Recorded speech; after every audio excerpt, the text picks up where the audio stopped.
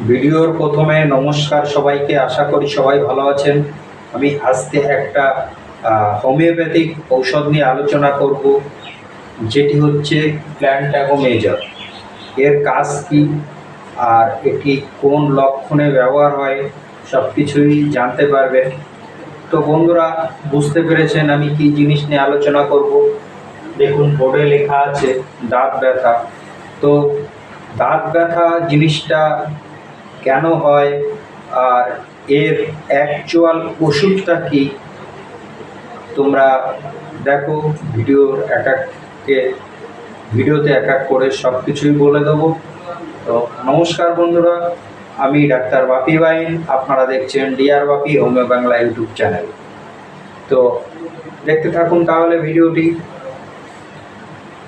দেখুন, দাঁত ব্যথা কেন হয়, আমি যদি কারণগুলো আপনাদেরকে বলি। কারণ দেখুন কি লিখেছি, দাঁতে ক্ষয় হলে দাঁতের ব্যথা হতে পারে। দাঁতের যে সিনাল থাকে, সেই সিনালতে সংক্রমণ হলেও দাঁতে ব্যথা হতে পারে। আবার মাড়ির রোগ আসতে পারে, সেই ক্ষেত্রেও হতে পারে। আবার দাঁতের গোড়ায় রক্ত পড়লেও হতে পারে, আটকেল দাঁত উঠলেও হতে পারে।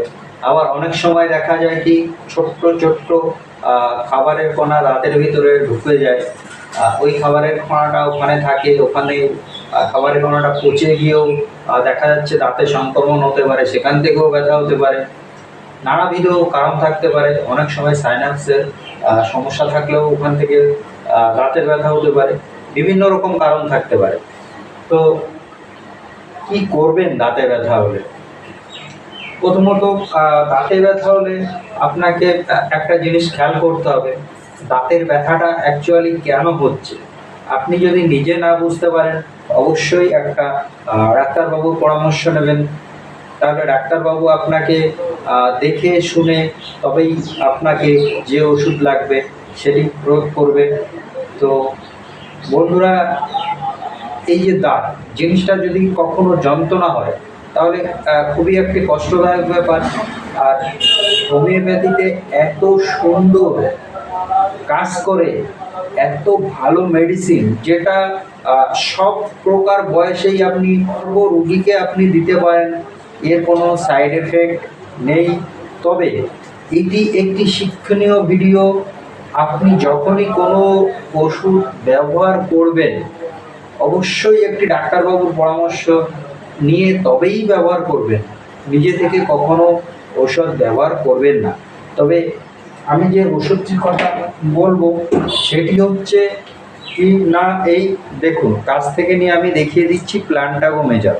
এটি কি করবেন, এটি সাধারণত আপনি একটু তুলো নেবেন, বুঝতে পেরেছেন? আমি আপনাদেরকে দেখিয়ে দিচ্ছি।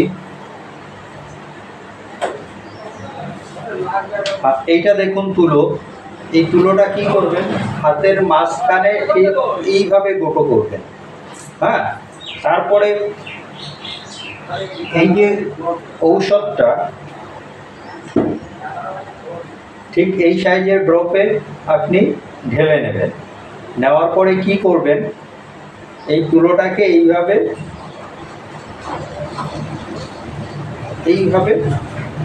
ফোঁটা কাটবেন, বুঝতে পেরেছেন?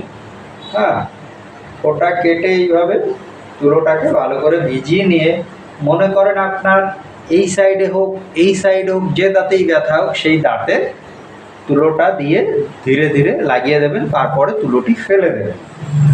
তো কিছুক্ষণের ভেতরেই আপনি আরাম পাবেন। বন্ধুরা, এই হচ্ছে আজকের ভিডিও। যদি আপনি বা আপনার বাড়ির কেউ বা আপনাদের বন্ধু বান্ধবের ভিতরে যদি কারো এরকম ধরনের সমস্যা থাকে, অবশ্যই ডাক্তারবাবুর পরামর্শ নিয়ে এই ঔষধটি ব্যবহার করবেন।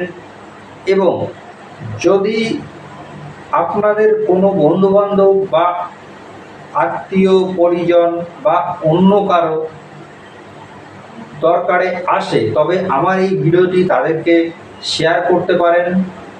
অবশ্যই আমার সঙ্গে যদি যোগাযোগ করতে চান, নিচে দেওয়া যে মোবাইল নাম্বারটা আছে, এই নাম্বারে হোয়াটসঅ্যাপ করতে পারেন।